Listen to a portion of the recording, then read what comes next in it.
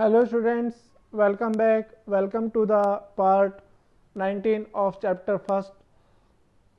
अब हम पार्ट 19 में क्या करेंगे, इसमें हम स्टिशियोमेट्रिक कैलकुलेशंस के क्वेश्चंस करेंगे और जिसके अंदर हम लिमिटिंग रेजेंट और एक्सेस रेजेंट के क्वेश्चंस करेंगे। इस पार्ट के अंदर सिर्फ हम क्वेश्चंस ही करेंगे जो टॉपिक हमने लास्ट पार्ट के अंदर किया था। पार्ट 18 में हमने जो लिमिटिंग रेजेंट और एक्सेस रेजेंट के बारे में पढ़ा था उसी को हम कंटिन्यू करते हैं और उसी में हम आगे 4 से 5 एग्जाम्पल करेंगे। ठीक है, ये एग्जाम्पल हम इसलिए करा रहे हैं ताकि आपको ये जो टॉपिक्स हैं ये बहुत अंडरस्टैंडिंग के साथ आ जाएं, क्योंकि पूरी केमिस्ट्री के जो न्यूमेरिकल्स होते हैं वो स्टिशियोमेट्रिक और लिमिटिंग रेजेंट के क्वेश्चंस के ऊपर ही बेस्ड होते हैं। फिर हमारा एक ही टॉपिक रह जाता है रिएक्शन एंड सॉल्यूशन। ठीक है, रिएक्शन एंड सॉल्यूशन में हम कंसंट्रेशन टर्म्स के बारे में पढ़ते हैं जो कि हम नेक्स्ट पार्ट में आपको बताएंगे। ठीक है, तो आइए देखते हैं कौन कौन से न्यूमेरिकल्स हैं। आइए, numerical based on the stoichiometry and limiting reagent. How much iron can be obtained by the reduction of 1 kilogram of Fe2O3।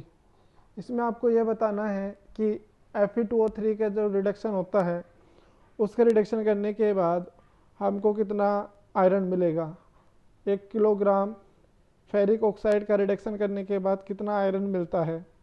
तो Fe2O3 का हम सबसे पहले मोलर मास निकालते हैं। ठीक है, तो मोलर मास हमने निकाला। आयरन का एटॉमिक मास 56 होता है। 2 × 56 + 3 × 16 इट विल गिव यू 160 ग्राम पर मोल। तो हमने एक केमिकल इक्वेशन लिखी है 2Fe2O3 it will give 4Fe + 3O2। तो यहाँ पर जब हमने इसका रिडक्शन किया तो अब हम यहाँ पर क्या करते हैं, स्टिशियोमेट्री यूज़ करते हैं। आपने देखा है कि जो फेरिक ऑक्साइड है उसका जो कोफिशिएंट है वो 2 है और जो ऑक्सीजन आपको मिल रही है उसका कोफिशिएंट जो आयरन आपको मिल रहा है उसका कोफिशिएंट क्या है, 4 है। तो 2 × 160 gram Fe2O3 is equal to 4 × 56 gram Fe and 1000 gram 1 kilogram is equal to 1000 gram. तो 1000 gram Fe2O3 is equal to 4 × 56 upon 2 × 160 × 1000 it will give you 700 gram of iron when you calculate all of this. ठीक है, आया समझ में। यहाँ पर जो भी कोफिशिएंट होता है वो उसके मोलर मास में क्या हो जाता है, मल्टीप्लाई हो जाता है। 2 × 160 160 क्या है, मोलर मास है आयरन का। 2 क्या है यहाँ पर, कोफिशिएंट है, इज इक्वल टू 4 × 56। ठीक है, समझ में आ रहा है ना। 4 क्या है यहाँ पर, कोफिशिएंट है आयरन का और 56 आयरन का एटॉमिक मास। ठीक है, जब हम इसको अपॉन में कर देंगे ये आ जाएगा 1 का, और हमें कितने का निकालना है, 1000 का निकालना है। 1000 का निकालना है तो इंटू 1000 कर देंगे। ठीक है, it is simple unitary method, you will not get it anywhere. Okay, in the books there are very complicated solution of each and every question, so don't go for the book solution. Okay, if you are not getting you can let me know. ठीक है, now again it is second question. If 20 gram of calcium carbonate is treated with 20 gram of HCl, how many gram of CO2 can be produced according to the following reaction? तो मैंने बताया था limiting Regent आपको mind में हमेशा रखना है जब भी आप स्टिशियोमेट्रिक कैलकुलेशन कर रहे हैं। अगर यहाँ पर आपके 2 रिएक्टेंट आ जाते हैं तो CaCO3 and HCl there are 2 reactants और दोनों के मास भी आपको गिवन है। तो दोनों के मास अगर गिवन होते हैं तो तब हमें एक लिमिटिंग रेजेंट की ज़रूरत पड़ती है जिसके ऊपर प्रोडक्ट की जो अमाउंट है वो डिपेंड करती है। प्रोडक्ट की अमाउंट कौन सी, CO2 की अमाउंट यहाँ पर हमसे पूछी गई है।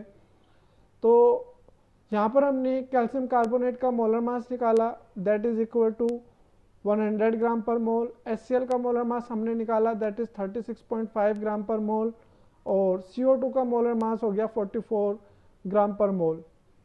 ठीक है, अब हम केमिकल इक्वेशन को यूज़ करके क्या निकालेंगे, लिमिटिंग रेजेंट। तो आप देख सकते हैं COCO3 का जो कोफिशिएंट है वो 1 ही है, जबकि HCl का कोफिशिएंट क्या है, 2 है। तो इसलिए हम देखेंगे 100 gram CaCO3 is equal to 2 into 36.5 gram HCl। ठीक है, आए समझ में। 2 इंटू 36.5 ग्राम HCl।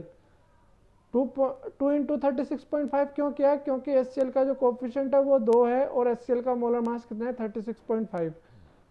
तो 20 ग्राम CaCO3 इजिकल टू कितना हो जाएगा, 2 into 36 upon 100 into 20 and it will be equal to 14.6 gram HCl। जबकि HCl का मास क्या है, 20 ग्राम है। तो CaCO3 तो पूरा का पूरा कंज्यूम हो रहा है और HCl केवल 14%। तो लिमिटिंग रेजेंट क्या हुआ इसमें, CaCO3 हुआ। अब जो लिमिटिंग रेजेंट है उसकी अमाउंट के ऊपर प्रोडक्ट की अमाउंट डिपेंड करती है। तो CO2 की अमाउंट किसके ऊपर डिपेंड करेगी, कैल्शियम कार्बोनेट के। तो हम बता सकते हैं अगेन केमिकल इक्वेशन को यूज करके 100 gram CaCO3 is equal to 44 gram CO2, 20 gram is equal to 8.8 gram CO2 after the calculation. आए समझ में। Now we will move towards the third question. Calculate the maximum mass of CO2 formed by the reaction of 30 gram ethane and 30 gram oxygen. 30 gram ethane और 30 gram oxygen की reaction से कितना मास CO2 का form हो सकता है। तो यहाँ पर सबसे पहले हम क्या लिखेंगे, बैलेंस केमिकल इक्वेशन लिखेंगे। 2C2H6 plus A1O2 it will give CO2 4CO2 plus 6H2O।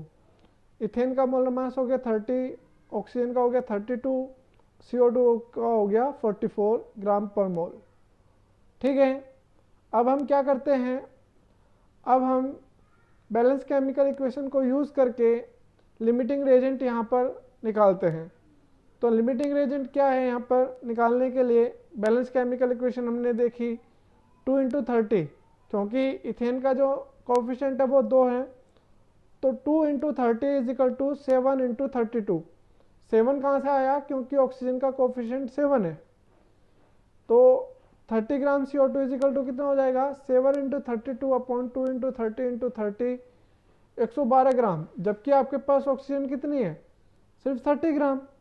तो 30 ग्राम ऑक्सीजन ही, जबकि 30 ग्राम इथेन से रिएक्शन करने के लिए ज़्यादा चाहिए और आपके पास कम है। तो जो अमाउंट कम होती है वो क्या हो जाता है, लिमिटिंग रिएजेंट हो जाता है। तो लिमिटिंग रिएक्टेंट क्या हो गया, यहाँ पर ऑक्सीजन हो गया। अब हम लिमिटिंग रिएक्टेंट को यूज़ करते हुए मास ऑफ CO2 यहाँ पर निकालेंगे।